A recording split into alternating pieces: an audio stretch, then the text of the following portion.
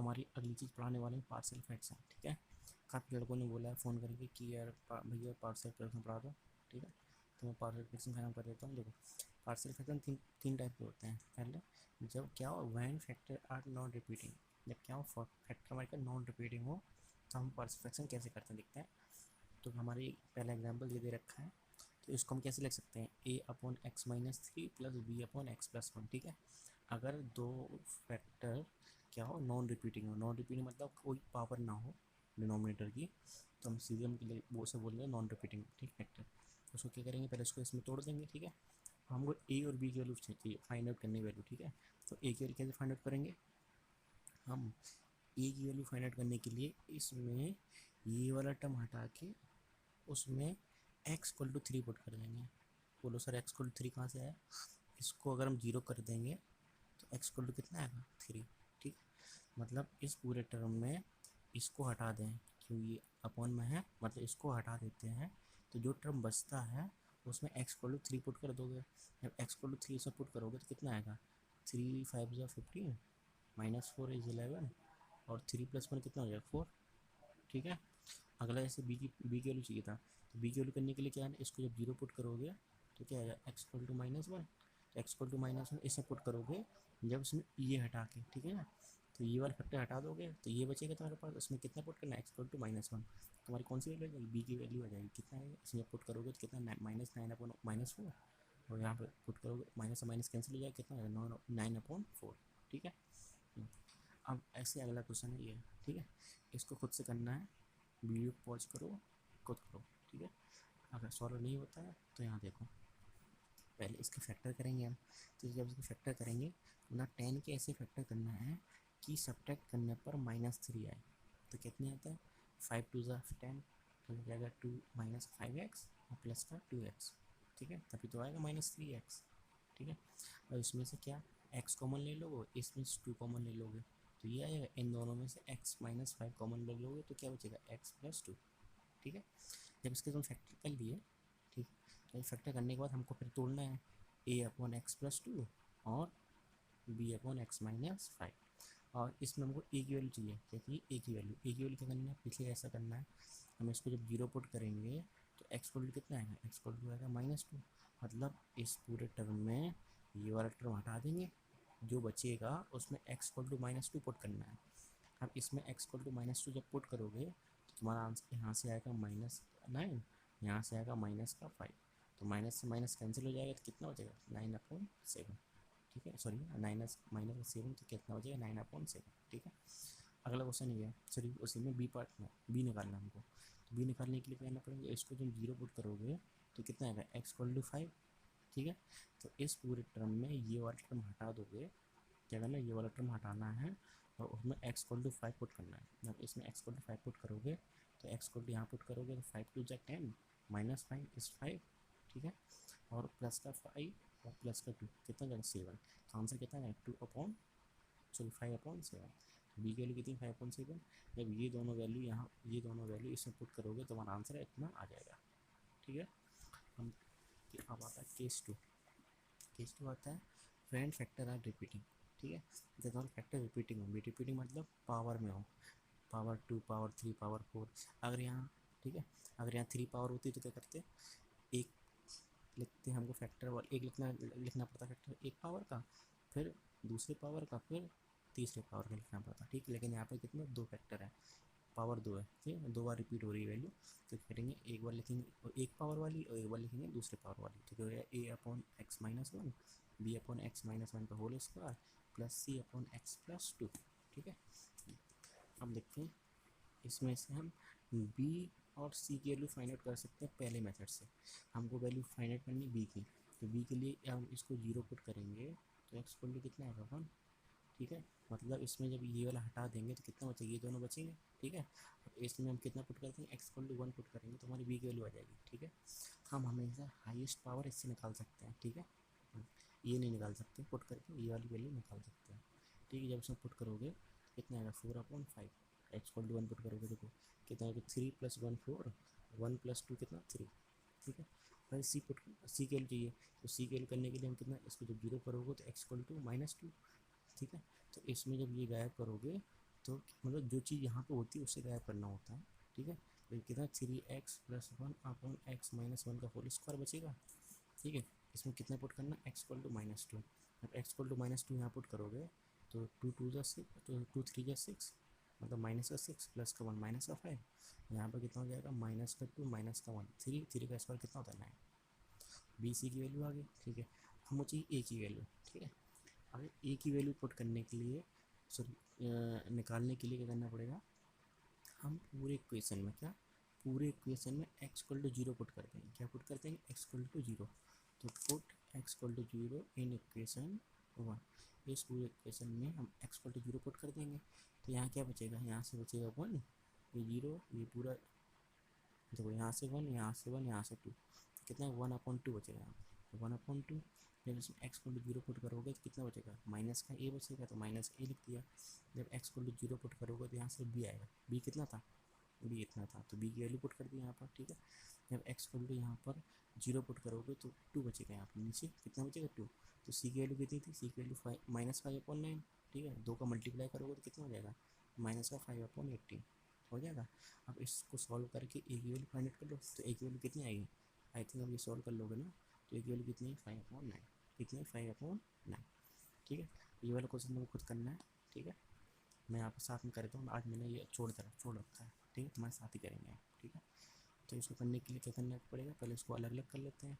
a/x-1, ठीक है, plus b/x-1 का होल स्क्वायर प्लस c/x+1, ठीक है। तो हम पहले b की वैल्यू फाइंड आउट करते हैं। तो b निकालने के लिए क्या है, x-1 को 0 पुट करोगे तो x=1 आएगा, x=1 इस पुट करो इसमें, b=, इसमें पहले ये हटाओ तो कितना बचेगा, x² + 1 अपॉन x+1। इसमें जब x=1 पुट करोगे तो कितना आएगा, यहाँ से 2, यहाँ से 2, 2/2, बीच की वैल्यू कितनी 1 आई, ठीक है। हमको सी की वैल्यू चाहिए, जब इसको 0 पुट करोगे तो x= कितना -2, तो सी की वैल्यू चाहिए, ये सी चाहिए, तो ये हटाओ पहले। इसमें से जब ये हटाओगे तो कितना बचेगा, x² + 1 अपॉन x-1 का होल स्क्वायर। उसमें पुट क्या करना है, x=-1, यहाँ सॉरी x=-1, जब x=-1 यहाँ पुट करोगे तो -1 का स्क्वायर +1 कितना जाएगा 2 अपॉन -1, ठीक है। यहाँ पर पुट करोगे तो -1 माइनस का 2 होल स्क्वायर कितना आएगा 4। तो इसका आंसर कितना है, तो उसे काटोगे तो कितना आएगा 1/2, ठीक है। बी की वैल्यू आ गई, सी की वैल्यू, हमें ए की वैल्यू चाहिए। ए की वैल्यू करनी पुट करने निकालने के लिए हम क्या करना पड़ेगा, x=0 को पुट करना पड़ेगा, क्या करना पड़ेगा, पुट करना पड़ेगा। जब पुट करोगे इसमें पूरे में x=0 तो यहाँ कितना बचेगा 1, ये तो 1 हो जाएगा, ये भी 1 हो जाएगा, तो यहाँ से पूरा कितना बचेगा 1, यहाँ से कितना बचेगा माइनस का a, ठीक है। यहाँ सब पुट करोगे तो यहाँ पे कितना सिर्फ b बचेगा, तो b की वैल्यू कितनी थी 1, तो प्लस का 1, ठीक है। जब यहाँ पर x=0 पुट करोगे तो यहाँ पर भी c बचेगा, क्या बचेगा c, तो c मतलब कितना 1/2 प्लस का 1/2, ठीक है। अब a की वैल्यू चाहिए तो पहले ये 1 से 1 काट दो, a को यहाँ ले जाओगे तो प्लस का हो जाएगा, तो a की वैल्यू कितनी आई 1/2, ठीक है। a की वैल्यू, ये b की वैल्यू, ये c की वैल्यू, ये सारी वैल्यू यहाँ पुट करोगे तो आ जाएगा ना, फ्रैक्शन हो जाएंगे सबको, ठीक है। सी का गया। एक लास्ट केस बचता है तुम्हारे पास, क्या हो, when denominator has a quadratic, मतलब क्या हो, जो तुम्हारे डिनोमिनेटर हो क्या क्वाड्रेटिक हो, ठीक है, ठीक है, जिसकी पावर होल स्क्वायर में हो, ठीक है, उसे क्वाड्रेटिक बोलते हैं, ठीक है। तो इसको सॉल्व करने के लिए क्या करना पड़ेगा, जो ये टर्म होता है, जो इसके ऊपर वाला टर्म आता है उसमें क्या आता है ax+b, मतलब दो कांस्टेंट आते हैं एक x के साथ में, ठीक है। तो ये ax+b upon this plus c/a, ये हमेशा आता है अगर जब कोऑर्डिनेट इक्वेशन, अगर ये वाला बीच वाला टर्म नहीं होता x² + 1 होता तब ये लिखते ax+, ठीक है ना, याद रखना। तो ये ax+b upon this plus b c/, तो इससे हम c के लिए फाइंड आउट कर सकते हैं बड़ी आराम से, नहीं कर सकते हैं, कैसे, c की वैल्यू कितनी हो जाएगी, इस पूरे वाले टर्म में इसको हटाओगे और जब इसको 0 पुट करोगे तो x कितना आएगा 2, तो इस पूरे इक्वेशन में 2 पुट कर दोगे, जब इसमें 2 पुट करोगे कितना आएगा 10 यहाँ से आएगा, 7 यहाँ से आएगा, ठीक है। क्यों, 4 + 2 + 1 = 7, ठीक है। तो कितना आएगा 10/7, ठीक है। अब हमको इनमें इसमें से ए और बी की वैल्यू चाहिए, तो ए बी की वैल्यू निकालने के लिए पहले इसमें एक्स को जीरो पुट करो।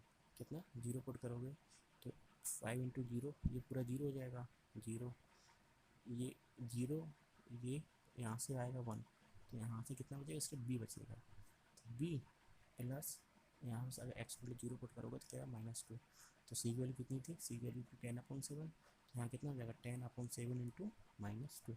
ठीक है, तो बी की वैल्यू कितनी आ जाएगी, 2 से 2 काटो कि इसको साइड ले जाओगे तो कितना आ जाएगा, बी = 5/7। समझ आ रहा है? ठीक है, अब बी की वैल्यू आ गई और सी की वैल्यू एक वैल्यू चाहिए। अब ए की वैल्यू के लिए क्या करना पड़ेगा, एक्स = 1 पुट कर दो।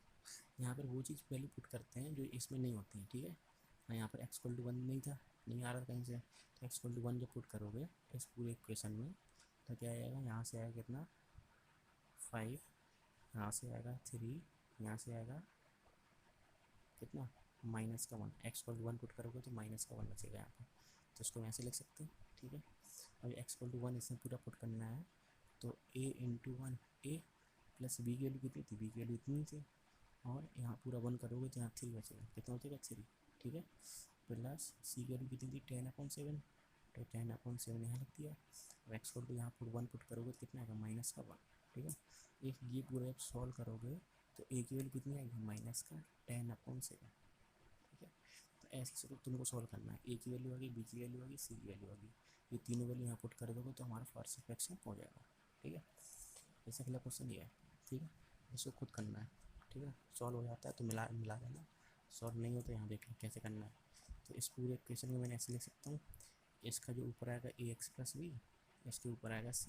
ठीक है, हमको फाइंड आउट करना है c की वैल्यू, तो पहले इसको हम जीरो पुट करेंगे तो एक्स = कितना आएगा 2/3 आएगा ना, 2/3, तो यहाँ x/(x² - x + 1) में एक्स = कितना पुट करना है 2/3।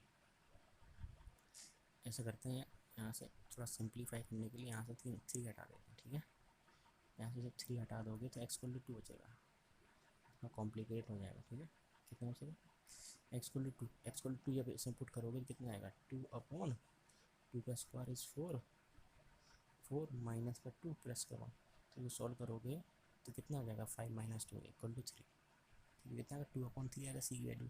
अब इस पूरे वैल्यू में ए और बी की वैल्यू और फाइंड आउट करना है, तो पहले क्या पुट करो एक्स = 0, जब एक्स = 0 पुट करोगे तो ये पूरा 0 हो जाएगा, 0 = एक्स = यहाँ 0 पुट करोगे तो यहाँ से ये 0, ये दोनों 0, क्या है b/1 मतलब b। ठीक है, प्लस सी की वैल्यू कितनी थी 2/3 अपॉन, जब यहाँ 0 पुट करोगे तो कितना आएगा -2, तो 2 से 2 कैंसिल हो जाएगा, तो यहाँ कितना बचेगा b = इसको सेट ले जाओगे तो कितना आएगा -1/3। ठीक है ना, अरे ये तो सिंपल मैथ में सॉल्व कर ही लोगे ना। तो बी की वैल्यू कितनी है 1/3।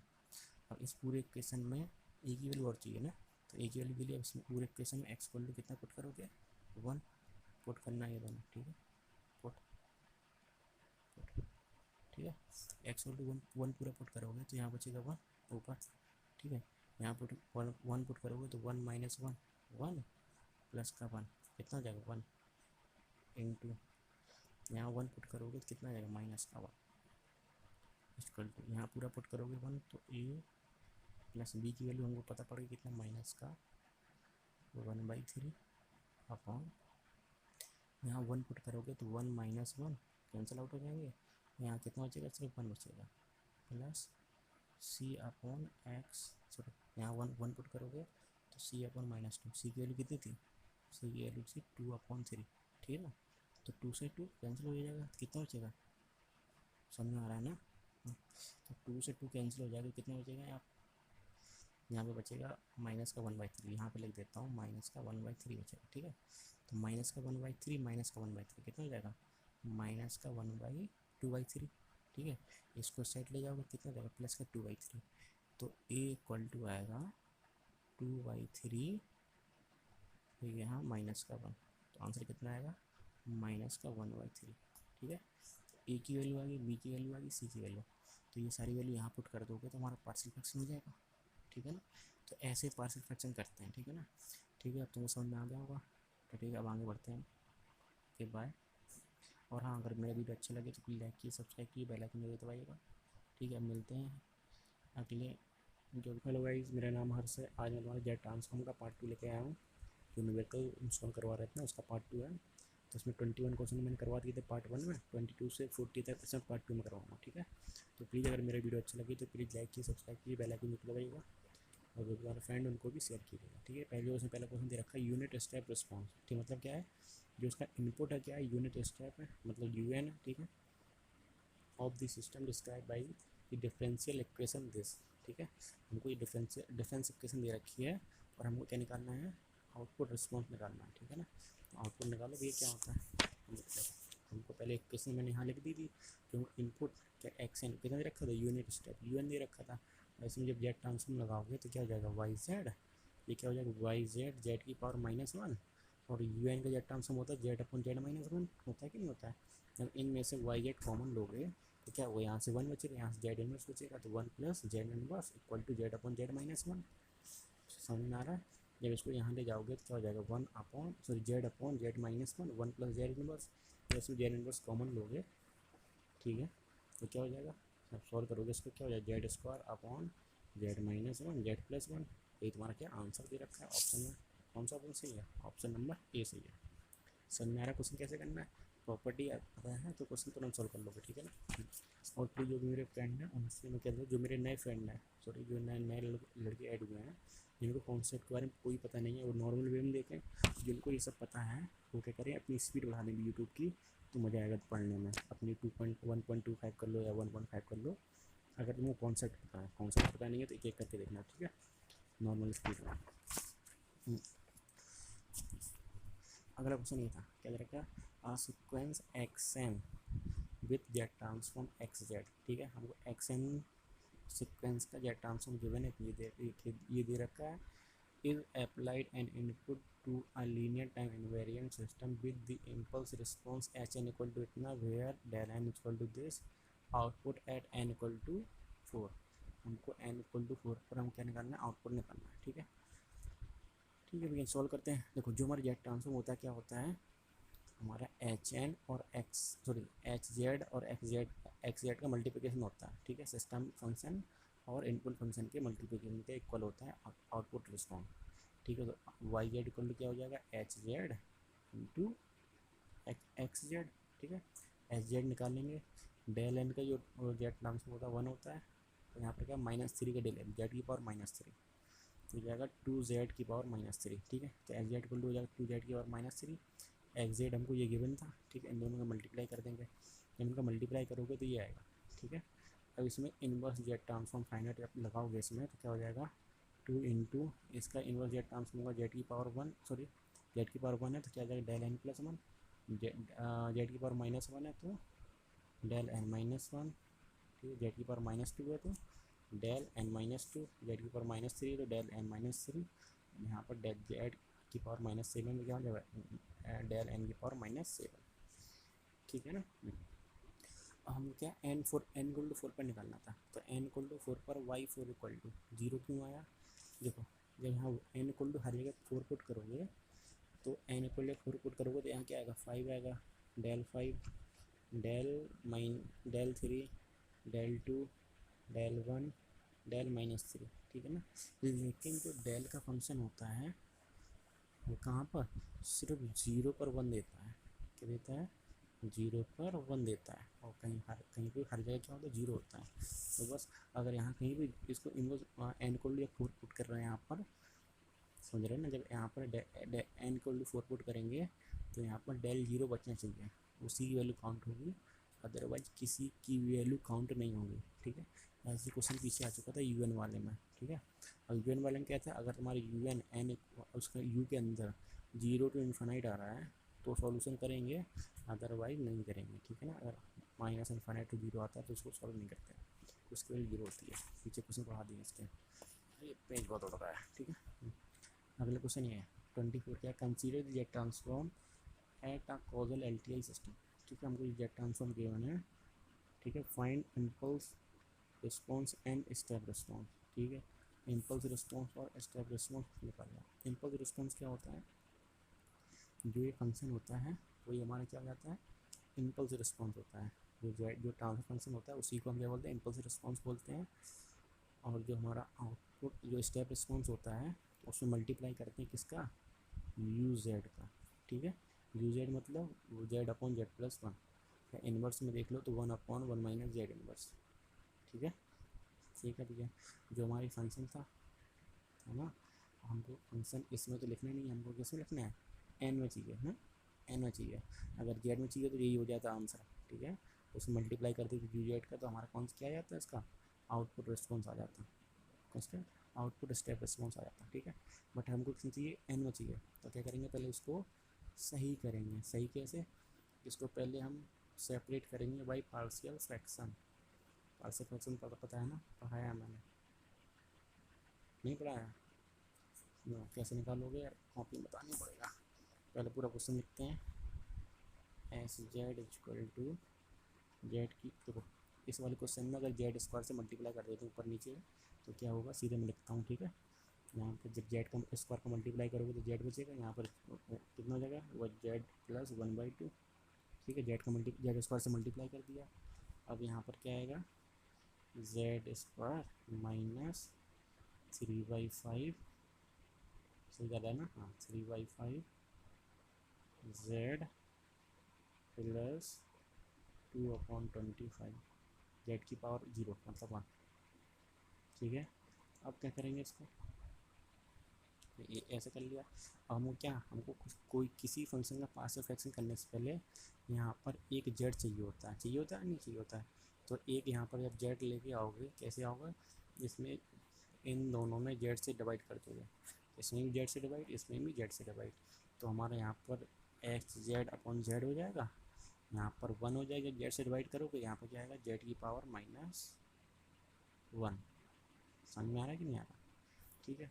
जब इसको सेपरेट करोगे, इसका जब सॉरी इसको जब अलग अलग करोगे तो हम गुणनखंड कर लोगे ना इसके फ्रैक्शन, मैं डायरेक्ट लिख देता हूँ 1 + 1/2 जेड इनवर्स। अपन जब इसको अलग अलग करोगे तो क्या आएगा, एक ब्रैकेट में आएगा जेड -1/5, 25 एंड -1 2, हाँ, एक ब्रैकेट में आएगा जेड -2/5।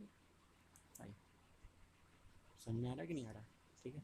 तो इसको अलग अलग करोगे कैसे, a upon Z -1/5 plus b upon Z -2/5, A B की वैल्यू फाइंड आउट कर लोगे इन पार्शियल फ्रैक्शन से, ठीक है। पार्शियल फ्रैक्शन कैसे, मैंने पीछे प्ले लिस्ट डाल रखी है, उसमें हर एक चीज़ वैल्यू पुट करना, आंसर आ जाएगा, ठीक है। जिसमें ए की वैल्यू कितनी आएगी, मैं यहीं पर लिख देता हूँ डायरेक्ट, ए की वैल्यू आएगी -35/2, और यहाँ पर बी की वैल्यू आएगी 45/4, ठीक है ना। अब इसको तुम सही से लिखोगे, यहाँ पे क्या था, एक्स जेड अपॉन जेड, ठीक है। अब जेड यहाँ पे था, अब जेड यहाँ से यहाँ ले जाओगे तो यहाँ पर मल्टीप्लिकेशन हो जाएगा, डिवाइड में था तो यहाँ पे क्या हो जाएगा, मल्टीप्लिकेशन में, तो मैं यही कर देता हूँ, यहाँ कर देता हूँ, अच्छा कुछ हो जाएगा नहीं, ठीक है। तो हो जाएगा H Z equal to -3/5 3/2 Z upon Z -1/5, ठीक है। इसको ऐसे लिखोगे, जब जेड का यहाँ मल्टीप्लाई कराओगे, प्लस यहाँ कितना था 45/4 जेड अपॉन जेड -2/5, ये जेड है भाई, कन्फ्यूज मत होना, पेट काट देता हूँ, ठीक है। समझ में आ रहा है कि नहीं आ रहा, अब इसको सॉल्व कर लो, नहीं कर पाओगे सॉल्व, अब तो कर ही लोगे यार, हाँ हो जाएगा ना, करो, कर ही देता हूँ, क्या पता गलत कर देता तो कर दो, ठीक है। यहाँ कितना हो जाएगा, इनवर्स जेड ट्रांसफॉर्म लगाओगे तो एक्स एच एन आएगा, सॉरी यहाँ पर हाँ एच एन या वाई एन बोलना, ठीक है, Y N, Y N equal to कितना आएगा, -35/2, ठीक है। जो यहाँ पर है यहाँ माइनस में चला जाएगा, यहाँ माइनस है तो प्लस में आ जाएगी पावर, तो किस में जाएगी 1/5 की पावर n un प्लस 45/4, यहाँ पर कितना था 2/5 की पावर n un, ठीक है। तो हमारा ये क्या हो जाएगा, आंसर हो जाएगा, ये क्या, यूनिट इम्पल्स रिस्पॉन्स का ये इतना आ गया, ठीक है, यूनिट इम्पल्स रिस्पॉन्स। हमको निकालना है यूनिट स्टेप रिस्पॉन्स, ठीक है। तो यूनिट स्टेप रिस्पॉन्स निकालने के लिए क्या करोगे, यूनिट रिस्पॉन्स के लिए हमको जो वाई जेड होगा वो क्या हो जाएगा, H Z into you Z होगा, ठीक है। जब इसको सॉल्व करोगे जो आंसर आएगा उसको कर लेना। आई थिंक ये तुम घर से कर लोगे, नहीं कर पाओगे, ठीक है। थोड़ा मैं लिख देता हूँ, एच जेड कितना था, एच जेड लिख देता हूँ मैं। एच जेड था हमारा कितना, सॉरी कहाँ गया, ये सर, ठीक है। एच जेड हमारा ये है, तो हो जाएगा 1+1/2 जेड इनवर्स अपॉन जेड -1/5, यहाँ पे था Z-2/5, ठीक है। इसमें यू जेड का मल्टीप्लिकेशन हो रहा है, यू जेड मतलब जेड अपॉन Z-1, ठीक है। अब इसको सॉल्व कर लो तो पार्शियल फ्रैक्शन से 3 पार्शियल फ्रैक्शन हो गए, ठीक है। इसका मैं डायरेक्ट आंसर लिख देता हूँ, आंसर कितना आ रहा है, ठीक है।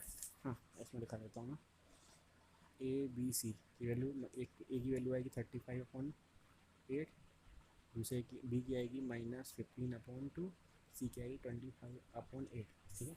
जब इसको सॉल्व करोगे तो आंसर ही आएगा, ठीक है। चेक करके लिख देना, आई थिंक आपको सॉल्व करना आ गया होगा, ठीक है।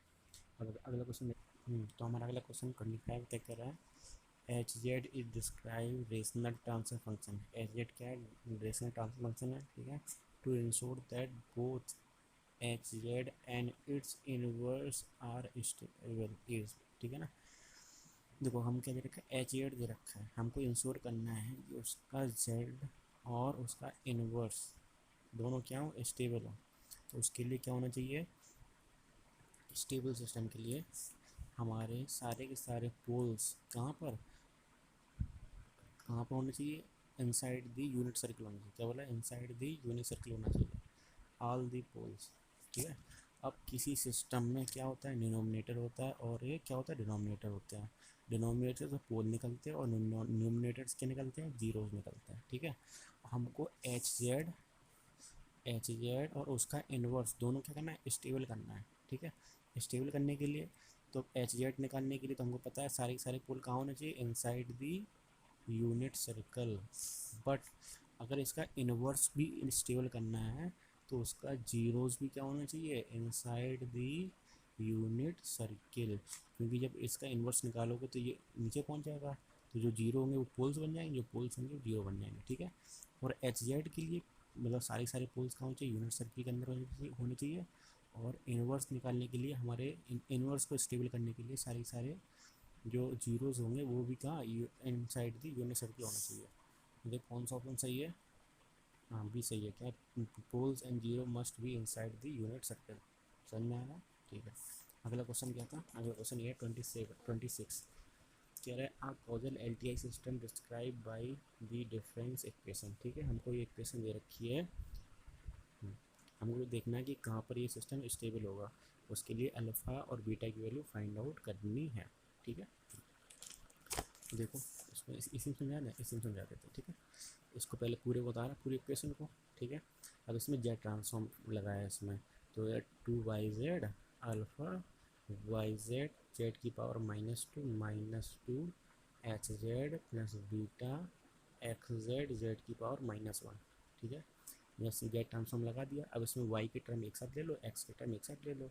तो वाई का टर्म ये था, इसको इस साइड ले जाएंगे, तो इन दोनों में से तो वाई जेड कॉमन लेंगे तो यहाँ से 2 बचेगा, यहाँ से क्या बचेगा, -अल्फ़ा जेड की पावर -2, ठीक है। इन दोनों से अब एक्स जेड कॉमन ले लोगे तो यहाँ से बचेगा बीटा जेड इनवर्स -2, ठीक है। हमको क्या निकालना है, हमको निकालना है इसका character equation, sorry character transfer function निकालना है। ट्रांसफर फंक्शन क्या होता है, आउटपुट अपॉन इनपुट, तो Y Z upon X Z, ठीक है। तो ये हो जाएगा Y Z upon X Z निकालोगे तो इसको यहाँ ले जाओगे, ठीक है। अब हमको इस सिस्टम को स्टेबल होने के लिए जीरो से हमें कोई मतलब नहीं है, हमको क्या पोल्स कहाँ होना चाहिए, इनसाइड द यूनिट सर्किल होना चाहिए। समझ में आ रहा है कि नहीं आ रहा, ठीक है।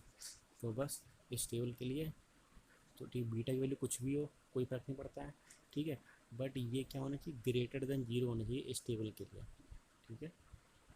स्टेबल के लिए क्या, ग्रेटर देन जीरो होना चाहिए, ठीक है। जब इसको ग्रेटर देन जीरो करोगे तो इसमें से हमारी जेड की वैल्यू आएगी, क्या आएगी, जेड की वैल्यू आएगी, पोल्स आगे बताएंगे। जब जेड की वैल्यू आ गई जब इसको जब zero is greater than zero करोगे तो इसमें जेड की वैल्यू होगी, जेड की वैल्यू कितनी आएगी, root of alpha upon two. जब इसको सॉल्व करोगे कितना है, रूट अल्फा अपॉन टू। अब जो जेड की वैल्यू वही जिसकी तो पोल रिप्रेजेंट कर रहा है, समझ रहे हैं ना। तो अब पोल क्या होना चाहिए, less than unity, less than one, मतलब क्या, इनसाइड द यूनिट सर्किल होना चाहिए। तो इसको जब पोल्स को लेस देन वन करोगे तो अल्फा की वैल्यू क्या आएगी, less than root of two. Beta कुछ भी हो, बीटा से मतलब नहीं होगा, हमको किससे मतलब, इससे पोल से मतलब है, और किसी भी सिस्टम को स्टेबल करने के लिए। तो बीटा हो जाएगा एनी वैल्यू ऑफ बीटा और अल्फा लेस देन टू। समझ में आ रहा है कि नहीं आ रहा, ठीक है। अगला क्वेश्चन ये दे रखा है, the transfer function of the discrete time LTI system is given this. हमको ये दे रखते हैं, ठीक है। देखते हैं भैया कौन सा स्टेटमेंट सही है, कौन सा स्टेटमेंट गलत है, ठीक है। जब इसको सही से लिखोगे तो इसके दो पोल आएंगे, यहाँ पे लिखे हुए हैं, ठीक है। तो माइंड लगा लो, या तो इसको सॉल्व करो, फिर उसके पोल निकालो। इसमें दे रखे हैं तो पता है, एक पोल होगा 1/2, एक पोल होगा 1/4, ठीक है। हाँ, एक पोल है 1/4, एक पोल है 1/2, और ये क्या है, 0 है, ठीक है। अगर यहाँ पर सर्कल तुम ऐसा बनाओगे, ऐसा सर्कल बनाओगे तो देखो, फॉर स्टेबल, स्टेबल के लिए क्या होना चाहिए, हमारा एक्सटीरियर होना चाहिए 1/2 से। तो हमारा सिस्टम क्या हो जाएगा, स्टेबल हो जाएगा, कि 1/2 के बाद ही तो बना आता है। तो उसमें क्या, यूनिट सर्किल क्या हो जाएगा, इंक्लूड हो जाएगा, ठीक है। किसी भी सिस्टम में जब यूनिट सर्किल इंक्लूड होता है तो वो सिस्टम क्या होता है, स्टेबल हो जाता है, ठीक है। समझ में आ गया। तो हमारे पहला ऑप्शन सही हो जाएगा स्टेटमेंट। सेकेंड स्टेटमेंट कह रहा है, the system stable but non causal mode of Z is less than 1/4।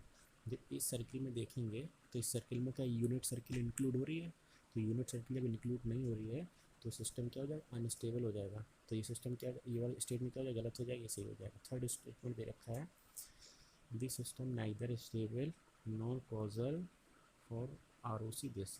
अब वो कह रहा है 1/4 से ग्रेटर देन, 1/4 से ग्रेटर देन, मतलब 1/2 से लेस देन, तो सिस्टम होगा वो क्या हो जाएगा, ना तो कॉजल होगा ना ही स्टेबल होगा, ठीक है।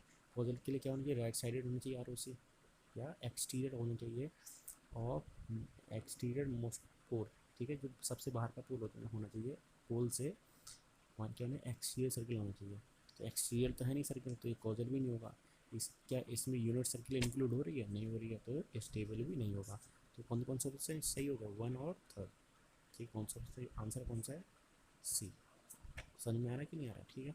अब अगला क्वेश्चन देखते हैं, 26 हो गया, 27, 28। हाँ, कह रहा है चेक, अरे यार, कह रहा है check whether transfer function of LTI system are causal और नॉट। हमको ये देखना है कि सिस्टम कॉजल होगा कि नहीं होगा, ठीक है। पहले फंक्शन देखो, पहले में देखो हमारा जो नोमिनेटरी पावर है वो डिनोमिनेटरी पावर से ज़्यादा है। ऐसा कोई भी फंक्शन जिसकी डिनोमिनेटरी पावर से ज़्यादा होती है वो सिस्टम कॉजल नहीं होता, ठीक है। कॉजल कंडीशन पता पड़ गई, ठीक है। थर्ड थर्ड हमको ये दे रखा है, ठीक है। थर्ड हमको इससे जब निकालेंगे तो z इक्वल टू आएगा, जब इसको जीरो पुट करोगे तो z इक्वल टू आएगा 0.5, यहाँ से z इक्वल टू आएगा 3, ठीक है। वो कह रहा है mod of z is greater than 3, ठीक है। तो एक्सटीरियर ऑफ द सर्किल आ रहा है, ठीक है। एक्सटीरियर ऑफ द सर्किल मतलब क्या होगा, सिस्टम क्या होगा, कॉजल होगा बट स्टेबल नहीं होगा, क्योंकि अगर 3 से ग्रेटर देन होगा तो इसमें यूनिट सर्किल इंक्लूड नहीं होगी, बट ये कॉजल होगा, ठीक है। तो थर्ड वाले में लिख सकते हैं, this is a causal, this is not a causal, क्योंकि ये क्या है, प्रॉपर ट्रांसफर फंक्शन नहीं है। प्रॉपर मतलब न्यूमिनेटरी पावर कम नहीं है डिनोमिनेटर से। समझ में आ गया कैसे क्वेश्चन करने हैं, देखते ही सॉल्व होते हैं ऐसे क्वेश्चन। तो अगला क्वेश्चन 29, ठीक है। 29 के कह रहा है check whether the corresponding LTI system to transfer function. हमको इस ट्रांसफर फंक्शन दे रखा है, is causal sorry is stable and causal for this ROC, ठीक है। इस ROC के लिए देखना है कि हमारा जो सिस्टम होगा वो कॉजल और स्टेबल होगा कि नहीं। देखते हैं, जिसका पोल अगर इसको 0 बराबर पुट करोगे तो हमारा z इक्वल टू आएगा 1/2, जब इसको 0 बराबर पुट करोगे तो z इक्वल टू आएगा 1/4 -1/4, ठीक है। तो जो हमारा इसका सर्किल बनेगा, कैसे बनेगा सर्किल देखो, एक तो बनेगा 1/4 का सर्किल, एक बनेगा 1/2 का, ठीक है। 1/4 1/2। हमारा इसका आर ओ सी दे रखा है mod of Z is greater than 1/2, मतलब क्या है, इस सर्किल का क्या है, एक्सटीरियर है। तो कोई भी सर्किल का एक्सटीरियर होता है और वो भी क्या, आउटर मोस्ट सर्किल का या आउटर मोस्ट पोल का एक्सटीरियर सर्किल बनाता है। तो सारे सिस्टम क्या होते हैं, कॉजल होते हैं। तो ये सिस्टम कॉजल होगा। अब स्टेबल के लिए क्या कंडीशन है, स्टेबल की सिर्फ एक ही कंडीशन है कि वो यूनिट सर्किल में इंक्लूड आना चाहिए, ठीक है। ये 1/4 है, ये 1/2 है, तो 1 यहाँ पे होगा। तो इसमें क्या यूनिट सर्किल इंक्लूड हो रहा है, इस आर ओ सी में हो रहा है। तो सिस्टम हमारा क्या हो जाएगा, स्टेबल भी होगा और कॉजल भी होगा। तो हमारा, ठीक है, लिख लोगे ना इसको। अगला क्वेश्चन 30 कह रहा है an L T system characteristic by the system following. हमको ये सिस्टम दे रखा है, इसमें क्या निकालना है, specify R O C H Z two and determine H N of the following case, ठीक है। ये 3 केस दे रखे हैं, देखते हैं। पहले तो क्वेश्चन लिख लेते हैं। पहला, एच जेड इक्वल टू दे रखा है 1/1 minus 0.5 Z inverse plus 2/1 minus 3 Z inverse, ठीक है। तो हमारा एक पॉइंट देख लेते हैं, जो 0 है।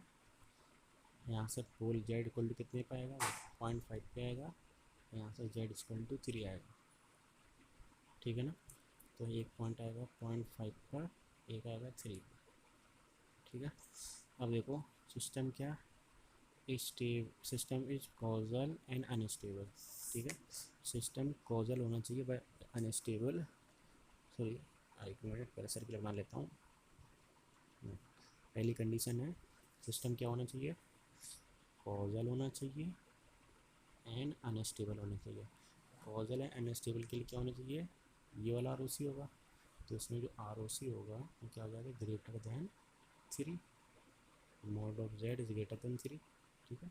तो mod of Z greater than 3 मतलब क्या है, इसका भी एक्सटीरियर और इसका भी एक्सटीरियर। तो उसमें क्या आएगा, सीधे सीधे यू एन आएगा, ठीक है।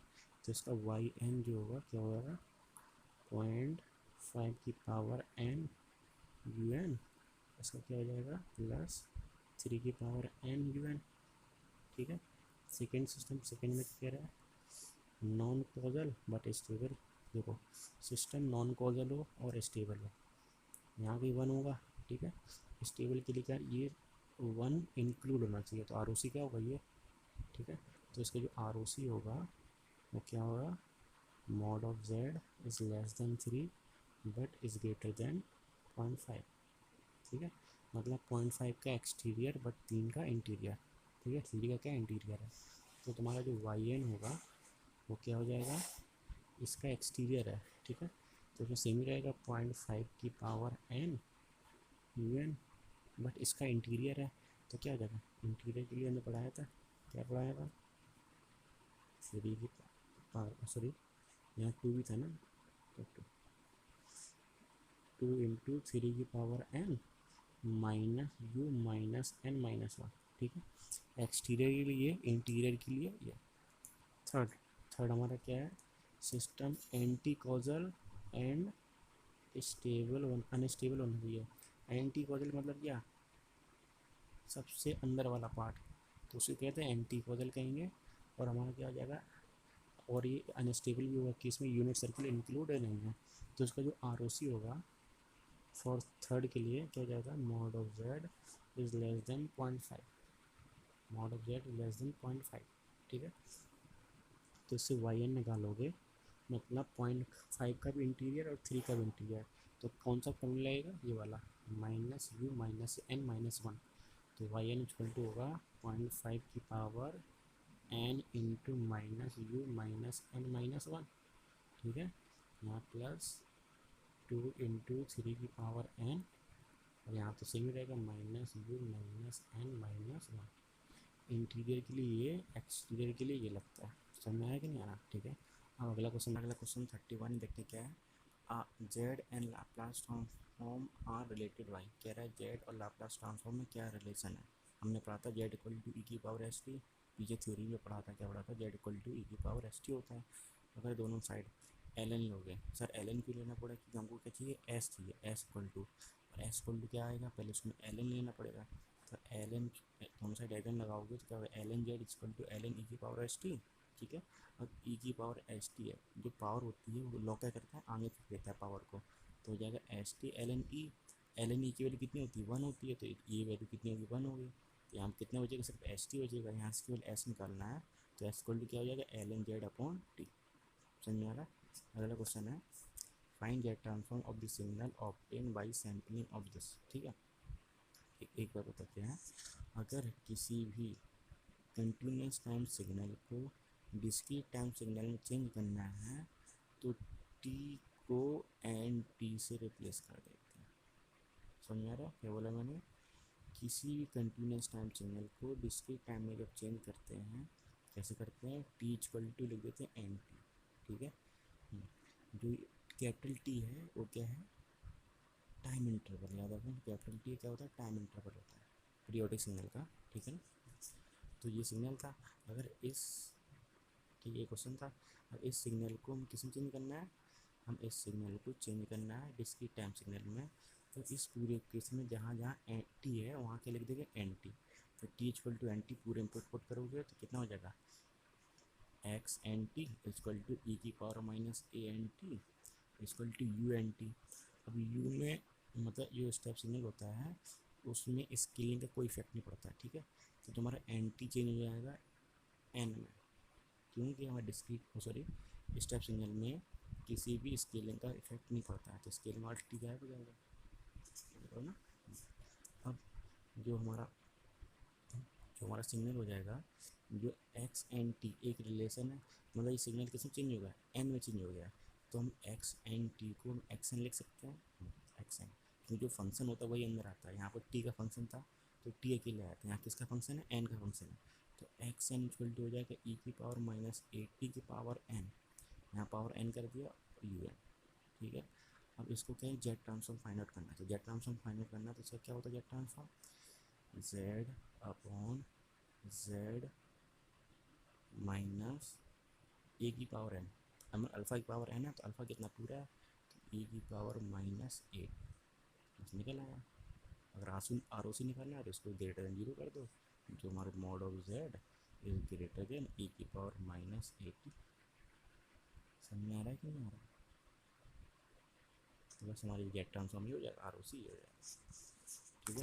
ये किया गया उन्होंने पूरा, उससे किया है पूरा शोर रख के, फिर मैं ग्रोथ मतलब जी पी लगा के एन इनफाइनाइट करूँगा, तो ए अपन 1 - r से सॉल्व किया, हमने डायरेक्ट कर दिया, कोई इफेक्ट पड़ा नहीं, ठीक है। अगला क्वेश्चन है 33 क्या कह रहा है, Z transform corresponding to the Laplace transform function G S इतना गिवन है, हमको क्या जेड ट्रांसफॉर्म फाइंड आउट करना है इसका, ठीक है। तो क्या हमारी वो एस है, ठीक है। अब इस सिग्नल, ये हमारा क्या कंटिन्यूस टाइप सिग्नल है, लाप्लास ट्रांसफॉर्म है, लाप्लास ट्रांसफॉर्म को पहले तुम्हें चेंज करना पड़ेगा जेड ट्रांसफॉर्म में, कैसे चेंज करोगे, हमको डायरेक्ट चीज़ तो पता नहीं है, तो पहले इसका निकालोगे एक्स टी, मतलब जी टी निकालोगे, क्या निकालोगे, जी टी निकालोगे, फिर उस टी में T equal to N T put करोगे, तो कंटिन्यूस टाइम सिग्नल चेंज होगा डिस्क्रीट टाइम सिग्नल में, फिर उस वहाँ पर लगाओगे तुम जेड ट्रांसफॉर्म, ऐसे नहीं लगा सकते, ठीक है। तो पहले इसको फैक्टर करो, जब इसको फैक्टर करोगे तो ये आएगा, ठीक है। मैं डायरेक्ट बता देता हूँ उसी से, ठीक है, ये आएगा। अब इसमें इनवर्स लाप्लास ट्रांसफॉर्म लगाओगे तो क्या है, 2ut माइनस 2e की पावर माइनस 5t ut, समझा। तो इनवर्स लाप्लास ट्रांसफॉर्म ये हो जाएगा। अब t की जगह एन टी पुट करोगे तो G N T equal to 2u minus 2e की पावर माइनस 5nt u ऐसे लिख दोगे। U N T equal to क्या होता है, यू एन, क्योंकि स्केलिंग में कोई इफेक्ट नहीं पड़ता है, तो जहाँ जहाँ यू एन टी लिखा था वहाँ यू एन लिख देंगे, जहाँ जी एन टी लिख देंगे वहाँ लिखा था वहाँ जी एन कर देंगे, क्यों, ये फंक्शन किस में चेंज हो गया, एन में चेंज हो गया, तो सिर्फ उसी फंक्शन देखते हैं जो वेरिएबल होता है, टी कॉन्स्टेंट उसको हटा देंगे तो क्या हो जाएगा जी एन, तो हमारा फंक्शन ऐसा हो जाएगा, ठीक है। अब इसमें लगा दो inverse Z transform, sorry Z transform लगाओगे तो क्या हो जाएगा, 2/1 - जेड इनवर्स, इसका ये -2/1 माइनस ई की power minus 5t Z inverse. समझ में आ रहा है। अब इसको सॉल्व कर लोगे तो हमारा फाइनल आंसर आ जाएगा, ये देखना था, इसमें जेड में था लेकिन हमारा क्या जेड इनवर्स में आ रहा है, तो इसको पहले जेड में चेंज करोगे तो मतलब कर ही लोगे ना हम लोग, ठीक है ना। अब आगे देखते हैं, ठीक है। तो हमारा अगला क्वेश्चन 35 क्या कह रहा है, evaluate the initial value of the signal whose Z transform is, हमको जेड ट्रांसफॉर्म गिवन है हमको इसका क्या फाइंड आउट करना है, हमको फाइंड आउट करनी है इनिशियल वैल्यू। ठीक है, तो इनिशियल वैल्यू कैसे फाइंड आउट करते हैं, देखते हैं।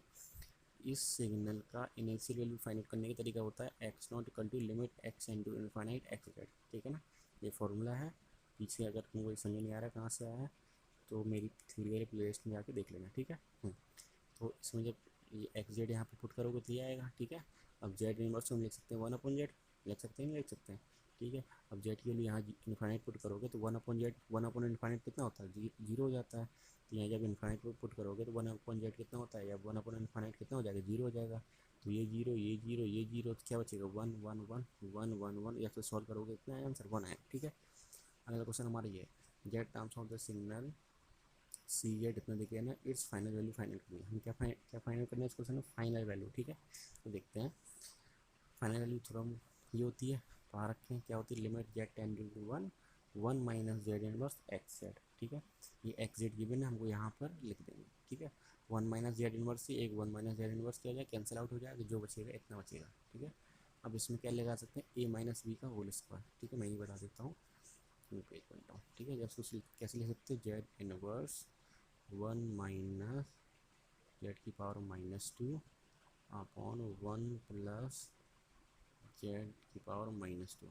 अब इसे ऊपर वाले को सॉल्व कर रहे हैं। ठीक है, इसको हम और लिख सकते हैं ए स्क्वायर माइनस बी स्क्वायर, यहाँ पर भी लग रहा है तो एक ब्रैकेट में ए प्लस बी, एक ब्रैकेट में ए माइनस बी। ठीक है, अपॉन में क्या था वो भी लिख देते हैं 4 1 माइनस जेड इनवर्स। ठीक है, इसको जब और सॉल्व करोगे तो क्या आएगा, जेड इनवर्स 1 माइनस जेड की पावर -1, 1 प्लस जेड की पावर -1 और 1 प्लस जेड की पावर -2 अपॉन वो 4 1 माइनस जेड इनवर्स। ठीक है, आगे लिमिट तो थी, लिमिट जेड टेंडिंग टू 1। ठीक है, अब क्या हो जाएगा, इससे ये भी कैंसिल हो जाएगा। ठीक है, तो क्या बचेगा सिर्फ, जब यहाँ जेड इक्वल टू 1 पुट करोगे तो यहाँ से आएगा 1, यहाँ से 2, यहाँ से 2, तो कितना हो जाएगा 2 इंटू 2, सॉरी 2 इंटू 2 4, 4 से 4 कैंसिल हो जाएगा, तो कितना बचेगा सिर्फ 1 आएगा आंसर। कितना आएगा, सिर्फ 1। कौन सा ऑप्शन सी हो गया, सी। समझ में आ रहा है कि नहीं आ रहा। अब अगला क्वेश्चन देखते हैं 37। तो कह रहा है evaluate the final value of the signal corresponding the following Z terms. हमको जेड टर्म्स में फाइनल दे रखे हैं, इसे कौन सी वैल्यू फाइनल करनी, फाइनल वैल्यू। ठीक है, फाइनल वैल्यू का तरीका ये होता है फाइनल करने का, होता है कि नहीं होता है। ठीक है, जब एक्स जेड के लिए यहाँ पुट करोगे तो देखिए क्या लिखा है, ए स्क्वायर माइनस बी स्क्वायर लिखा है, क्या लिखा है, ए स्क्वायर माइनस बी स्क्वायर। तो एक ब्रैकेट में आएगा ए प्लस बी, एक ब्रैकेट में आएगा ए माइनस बी, तो ए माइनस बी से ए माइनस बी कैंसिल हो जाएगा, ए माइनस बी मतलब 1 माइनस जेड इनवर्स आएगा। ठीक है, तो यहाँ क्या बचेगा, यहाँ बचेगा सिर्फ 1 प्लस जेड इनवर्स। समझ में आ रहा है, तो जेड की वैल्यू यहाँ पुट 1 पुट करोगे तो आंसर कितना आएगा, 1/2 आएगा। सॉल्व कर लेना। ठीक है, अगला क्वेश्चन ये, इसमें क्या फाइंड करना है, वही फाइंड करना है फाइनल वैल्यू। ठीक है, तो इस पूरे सिग्नल को हम यहाँ पुट करेंगे। ठीक है, अब इसके फैक्टर करेंगे, फैक्टर करना आता होगा। ठीक है, 1.8 को मल्टीप्लाई करो इसमें। ठीक है, तो मतलब 1 इंटू 0.8 कितना होगा, 0.8, तो 0.8 के ऐसे फैक्टर करना है जो इसके आगे जो उसको होता है एडिशन करने पर कितना, एडिशन करने पर माइनस इतने आ जाए। ठीक है, या फिर इसको जो फैक्टर करोगे, फैक्टर करना तो आती होगा ना, ये फैक्टर करोगे इसके 2 फैक्टर ही बनेंगे। ठीक है, तो यहाँ से 1 minus Z inverse 1 minus Z inverse cancel हो जाएगा। अब जेड के लिए यहाँ इसमें अगर 1 पुट करोगे तो कितना आएगा, 10 आंसर आ जाएगा। सॉल्व कर लोगे ना खुद कैसे। ठीक, अगला क्वेश्चन ये दे रखा है। ठीक है, Z3 इक्वल टू ये। ठीक है, इसकी फाइनल वैल्यू फाइंड करनी है, तो इसको हम कैसे लिख सकते हैं, पहले पहले उसको हम फॉर्मूले में पुट कर देंगे। जब उसमें पुट करोगे फॉर्मूले में तो हमारा ये क्वेश्चन बन जाएगा। ठीक है ना, अब इसमें कि देखो इस पर हमारी फाइनल वैल्यू थ्योरम अप्लीकेबल नहीं होगी, क्योंकि क्योंकि क्या है उसमें, अगर इसमें जेड इक्वल टू निकालोगे तो इसका एक पोल कहाँ जाएगा, -3 पे जाएगा। ठीक है ना, मतलब अगर मॉड निकालोगे तो mod of Z equal to कितना आएगा, 3। तो ये क्या है, यूनिट सर्किल के बाहर है। समझ रहे हो, तो मतलब जो सारे सारे जिसमें सारे सारे पोल क्या यूनिट सर्किल के अंदर हों। ठीक है, ऐसे सारे के सारे सिग्नल क्या होते हैं, उन सारे फंक्शनों की क्या निकाल दो, फाइनल वैल्यू थ्योरम निकाल सकते हैं। अगर आउटसाइड है यूनिट सर्किल के तो उसकी फाइनल वैल्यू थ्योरम नहीं निकलती है। ये क्या है, एक पोल कहाँ जा रहा है, आउटसाइड जा रहा है वो फाइनल उसके यूनिट सर्किल की, तो हम कह सकते हैं इसे फाइनल वैल्यू अप्लीकेबल नहीं होगी। समझ में आ रहा है कि नहीं आ रहा है। अगला क्वेश्चन दे रखा है 30 तो हमारा अगला क्वेश्चन 38 है। तो इसमें क्या देगा, homogeneous solution of this equation is, ठीक है, हमको इसका क्या निकालना है, सॉल्यूशन फाइंड आउट करना है। ठीक है, कैसे निकालेंगे, पहले इसका जेड ट्रांसफॉर्म लगेंगे तो क्या हो जाएगा, वाई जेड जेड की पावर -2 एक्स जेड जेड की पावर -1। ठीक है, जब इसका जेड ट्रांसफॉर्म निकालोगे तो ये आएगा। ठीक है, आपसे क्या करना है, सॉल्व करना है। क्या सॉल्व करोगे, पहले इसमें से वाई जेड कॉमन लोगे, वाई जेड कॉमन लोगे, जो बचेगा उसको यहाँ भेज दोगे, तो हमारा जो क्वेश्चन हो जाएगा वो इसमें कन्वर्ट हो जाएगा। ठीक है, ऐसे तो उसमें सॉल्व करना है। तो इसमें क्या सॉल्व करना है, पहले जेड स्क्वायर से मल्टीप्लाई कर दो, जेड स्क्वायर से मल्टीप्लाई करोगे ऊपर नीचे तो क्या हो जाएगा, ऊपर जेड, यहाँ पर जेड स्क्वायर, यहाँ पर जेड स्क्वायर, जेड की पावर -2 कैंसिल आउट हो जाएगा जेड स्क्वायर से, तो हमारा इक्वेशन ऐसे बन जाएगी। ठीक है, अब इसको हमको क्या करना है, पार्शियल फ्रैक्शन से नहीं करना है, लड़की पार्शियल फ्रैक्शन यूज करेंगे तो अपना क्वेश्चन को बड़ा लंबा बना देंगे, लंबा टाइम टेकिंग होगा, क्योंकि हमारा जो सॉल्यूशन है वो क्या है, C1 C2 में। ठीक है, अगर यहाँ कोई वैल्यू दे रखी होती तो हम पार्शियल फ्रैक्शन करते, लेकिन यहाँ कोई वैल्यू नहीं दे रखी है तो हम क्या करेंगे, सिंपली इसके रूट निकाल लेंगे। ठीक है, तो इसकी जब रूट निकालोगे तो हमारा इक्वेशन ये बन जाएगा। ठीक है ना, इसके रूट कितने आएंगे, +-3/4।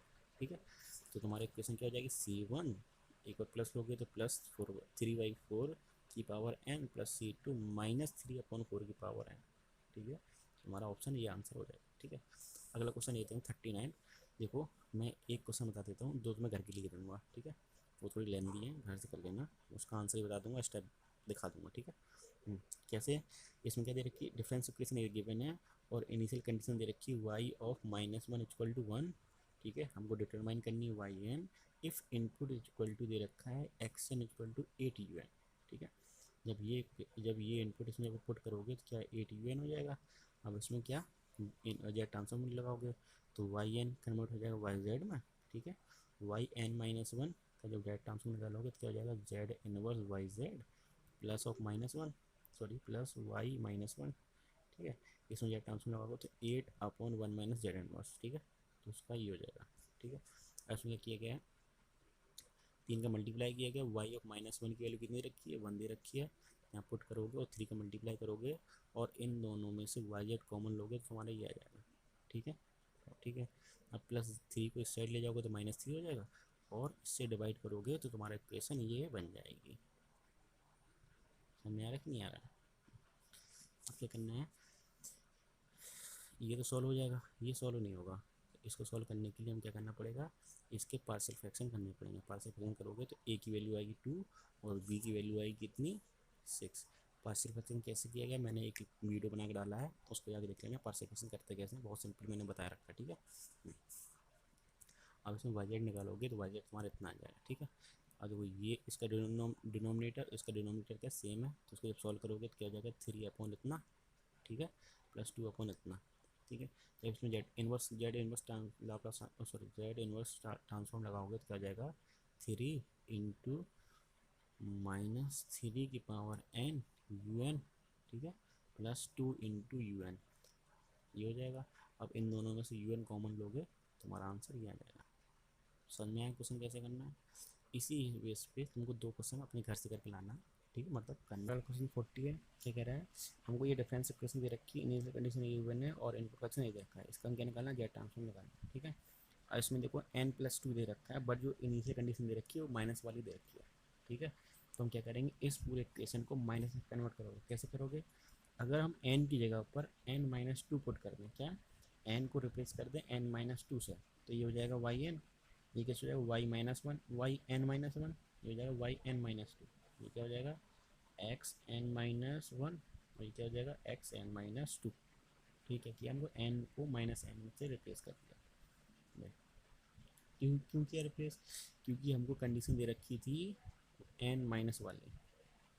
ठीक है, अगर n- वाली ना देखे, अगर n+1 कैसे देखेंगे, अगर यहाँ पर वैल्यू -1 -2 -3 है तो वो माइनस में आता है। ठीक है, प्लस वाला मैंने फॉर्मूला पढ़ा रखा है, प्लस वाले में क्या आता है, y0 y1 y2 ऐसे आता है। ठीक है, तो इसको पहले कैसे कन्वर्ट करेगा, n को -n से रिप्लेस करोगे तो हमारी इक्वेशन नहीं आ जाएगी। अब तो सॉल्व कर ही लोगे।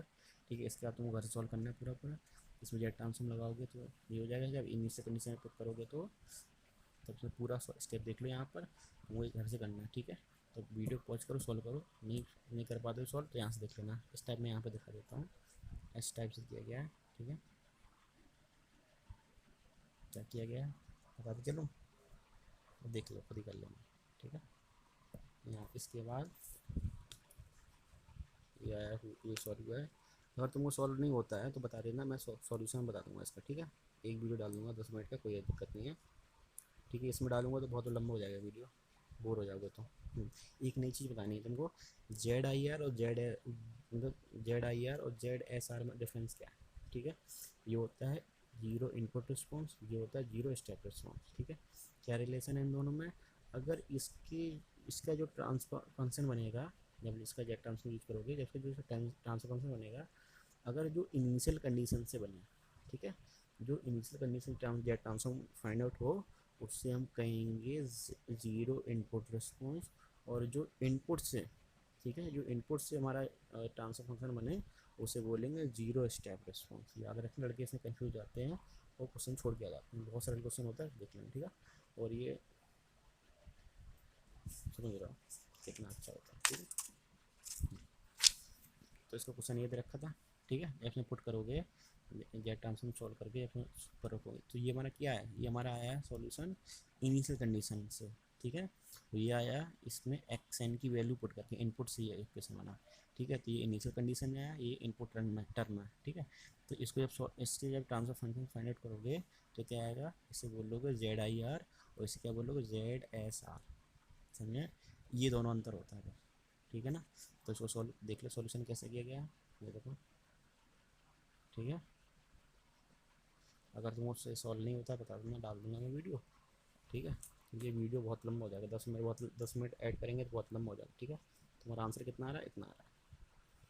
तो अगला अगला जो टॉपिक स्टार्ट होता है उसमें मिलते हैं। शायद अगला टॉपिक मैं DFT स्टार्ट करूँगा, ठीक है, लास्ट टॉपिक है, ठीक है। वो मिलते हैं अपनी अगली वीडियो में, ओके।